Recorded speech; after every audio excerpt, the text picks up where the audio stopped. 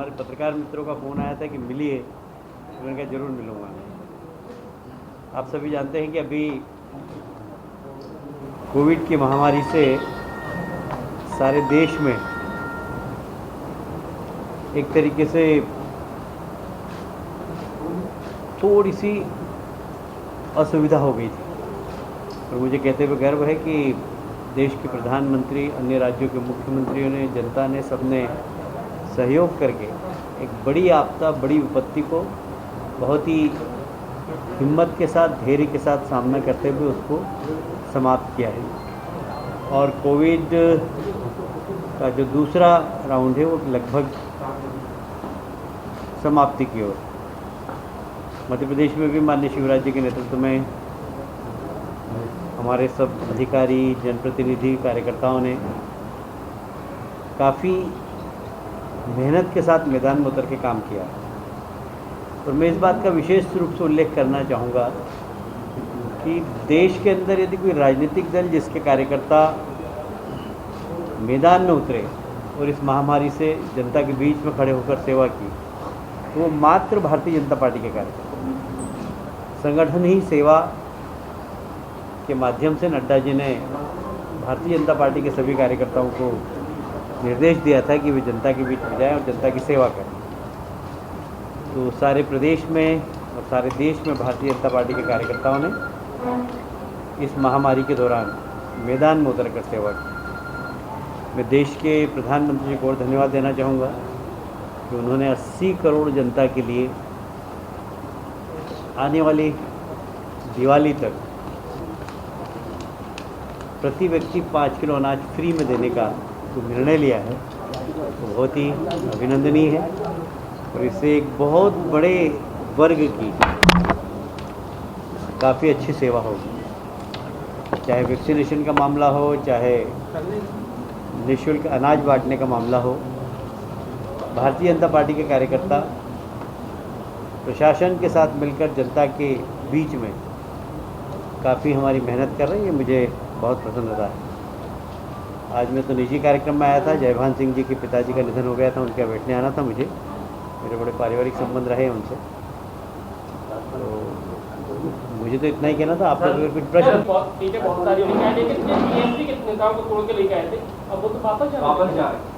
देखिए, ऐसा है कि बंगाल हमारे लिए एकदम, मैं अगर बोलचाल की भाषा में कहूँ तो बंजर भूमि। जब मुझे याद आता है कि मैं 2015 में जब प्रभारी बनाया गया था और वहाँ नगर निगम के चुनाव हो चुके थे, तो हमें 4% वोट मिले थे। और प्रधानमंत्री नरेंद्र मोदी जी के नेतृत्व में अमित शाह जी की रणनीति, नड्डा जी का आशीर्वाद और बंगाल के सब कार्यकर्ताओं की मेहनत के कारण लोकसभा की 18 सीटें जीती। बंगाल के इतिहास में पहली बार लोकसभा में 18 सीट जीती है। विधानसभा में भी यदि आप देखेंगे तो बंगाल के इतिहास में भारतीय जनता पार्टी ने पहली बार 3 से 77 पर पहुँचे।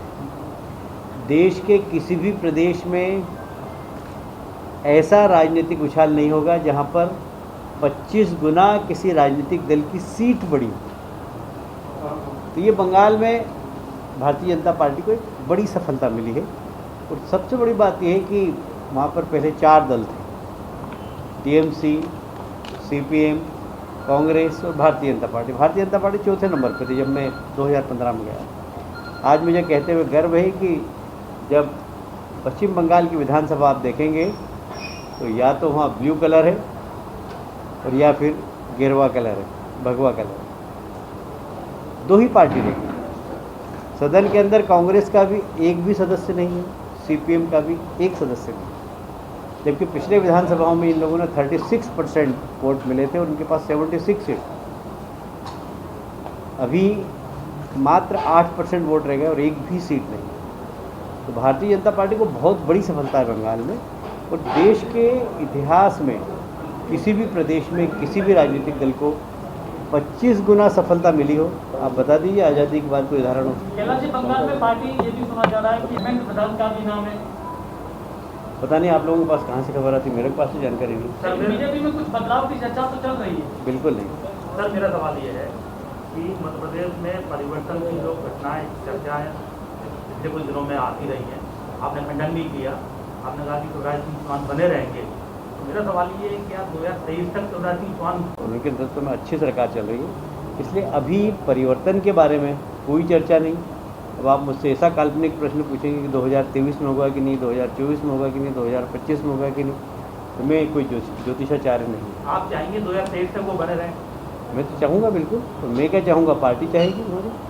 लेकिन सर जो मुकुल राय का दावा है कि 20 विधायक और एक सांसद जो है वो जल्द ही बीजेपी सरकार जा सकते हैं, टीएमसी में शामिल हो सकते हैं, उसको लेकर आप क्या कहें? अभी तक हमें तो ऐसा नहीं लगता, क्योंकि सारे विधायक हमारे साथ हैं और हमारे साथ काम कर रहे हैं। पर ये बात सही है कि बहुत सारे ऐसे आए थे और हमारी पार्टी से जीत।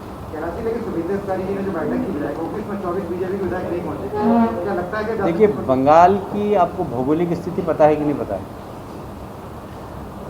यदि कलकत्ता से आपको दार्जिलिंग जाना हो तो लगभग 900 किलोमीटर है, और अभी कोविड के दौरान फ्लाइट बंद, ट्रेन बंद, लोगों के पास आने के लिए कोई साधन ही नहीं। नॉर्थ बंगाल से साउथ बंगाल आना एक बहुत बड़ी चुनौती।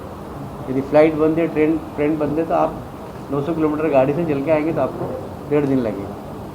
और इसलिए नॉर्थ बंगाल के हमारे कुछ विधायक साथी कुछ बीमार थे, कुछ नहीं आए, क्योंकि आवागमन के साधन नहीं थे वहाँ से। बाकी सब हमारे साथ हैं। सर, बंगाल में जो लॉ एंड ऑर्डर की स्थिति है उसको लेकर आज राज्यपाल जो है राष्ट्रपति मिलने जा रहे हैं, क्या लगता है क्या स्थितियाँ हैं वहाँ लॉ एंड ऑर्डर? देखिए, बंगाल में जो वर्तमान में लॉ एंड ऑर्डर की स्थिति है, मैं कह सकता हूँ कि वहाँ पर राष्ट्रपति शासन लगना चाहिए। पर जो सरकार 213 सीट लाकर अभी 1.5 महीने पहले जनमत जीता हो, उसको राष्ट्रपति शासन लगाना, ये प्रथम दृष्टया अभी उचित नहीं लगता। पर हालात ऐसे ही हैं। मतदान के रिजल्ट आने के बाद से आज तक 45 से ज़्यादा कार्यकर्ताओं की हत्या हो चुकी है। अभी मैं बात कर रहा हूँ और हो सकता है कि 2-3 कार्यकर्ताओं की हत्या की खबर आ जाए। तो वहाँ पर हिंसा की राजनीति बहुत ज़बरदस्त है। गांव-गांव में भारतीय जनता पार्टी के कार्यकर्ताओं को पीटा जा रहा है, और विशेषकर जहाँ पर भारतीय जनता पार्टी जीती है उस पोलिंग बूथ के कार्यकर्ताओं को पिटाई हो रही है। बांग्लादेश के घुसपैठियों ने महिलाओं के साथ बलात्कार तक किए। 2-3 बहनों ने साहस करके सुप्रीम कोर्ट में याचना भी की। पर दुख की बात यह है कि महिला मुख्यमंत्री होने के बाद भी जिस सैकड़ों महिलाओं के साथ बलात्कार हो जाए, पुलिस रिपोर्ट नहीं लिखे, मैं समझता हूँ ये तो राष्ट्रपति शासन लगने जैसी स्थिति है। पर थोड़ा संकोच इसी बात का है कि 2 महीने पहले, 1.5 महीने पहले जो सरकार आई उसको राष्ट्रपति शासन लगाकर रोकना। सर, मध्य प्रदेश में वीडी शर्मा जी देश भाजपा भीतर कई जिलों में, लगभग सभी जिलों में कार्यकारिणी गठित नहीं हो पा रही है, संगठन में मजबूती नहीं आ पा रही, क्या मानते हैं?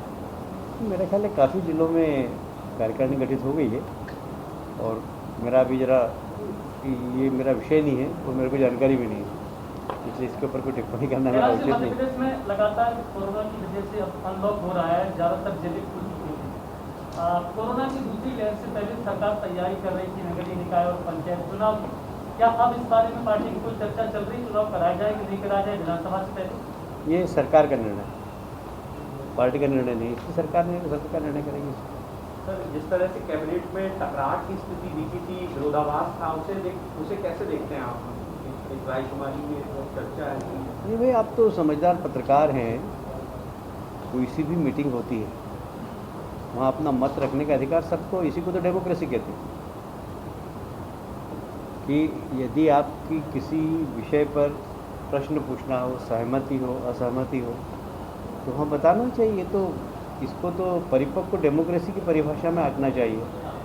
इसको ऐसे कैसे बोल सकते हैं हम कि वहाँ पर वाद विवाद हो रहा है? वाद विवाद के लिए ही कैबिनेट होती है। तो हम वाद विवाद करिए, प्रस्ताव आया प्रदेश के हित का, यदि किसी मंत्री को, माननीय मंत्री को उससे असहमति हो तो वो प्रकट करेगा कि नहीं, इसमें प्रदेश का हित नहीं है। वो विषय अलग है, ये अलग है। दोनों को आप क्लब मत करिए। IAS की चैटिंग, जो पर्सनल चैटिंग है वो लीक हुई है, उसने कहा है कि हमारे कलेक्टर साहब उनको पैसे नहीं कमाने दे रहे। आप किस तरह से लेते हैं पूरे मामले को? मैंने आज अखबारों में पढ़ा है, मेरे को उसके बारे में डिटेल जानकारी नहीं है, पर यदि मुख्यमंत्री जी ने जांच के आदेश दिए हैं, यदि किसी अधिकारी की उसमें गलती होगी तो उन्हें निश्चित रूप से सज़ा मिलना चाहिए। तो केंद्रीय मंत्रिमंडल में गुजरात की चर्चाएं चल रही है, क्या लगता है मध्य प्रदेश से भी कुछ और मिल सकता है? आपको जैसा कि कहा जा रहा है कि सिंधिया जी का नाम है, आपका नाम है, हो सकता है? मैं अखबार में पढ़ता हूँ, मुझे तो पता नहीं। आपके हिसाब से क्या होना चाहिए, सिंधिया जी को मिलना चाहिए कि नहीं मिलना चाहिए? तो अभी कहा जाता है कि देखिए, ये निर्णय शुद्ध रूप से प्रधानमंत्री जी का होगा और इसलिए उनको प्रिविलेज है कि वो किसको मंत्री बनाए किसको नहीं बनाए, इसके लिए उसमें मेरा टीका टिप्पणी करना उचित है। सर मेरा सवाल ये है, राम मंदिर को लेकर जो अभी मौजूदा स्थिति में विवाद है, लगातार देख रहे हैं कि कांग्रेस तो सवाल उठा रही है, अब तो कुछ निर्मोही अखाड़े के लोग भी सवाल उठाने लगे, साधुओं के लिए उठाने लगे सवाल।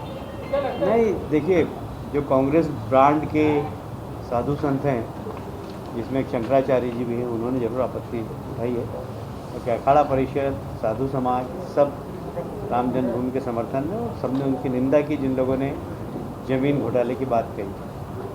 ज़मीन बेचने वाला भी मुस्लिम, और उसने कल मैंने बड़े चैनलों पे देखा कि अगर मंदिर ज़मीन नहीं खरीदता तो ये ज़मीन की कीमत 30 करोड़, मैंने सस्ती बेची मंदिर के कारण 18 करोड़ में, और बेचने वाला भी मुस्लिम। अब इससे बड़ा उदाहरण और क्या हो सकता है कि इसमें किसी प्रकार का भ्रष्टाचार नहीं हुआ।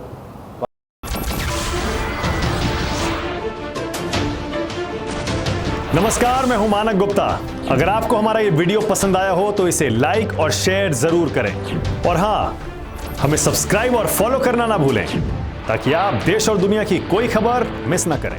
तो जुड़े रहिए हमारे साथ और देखते रहिए न्यूज़ 24।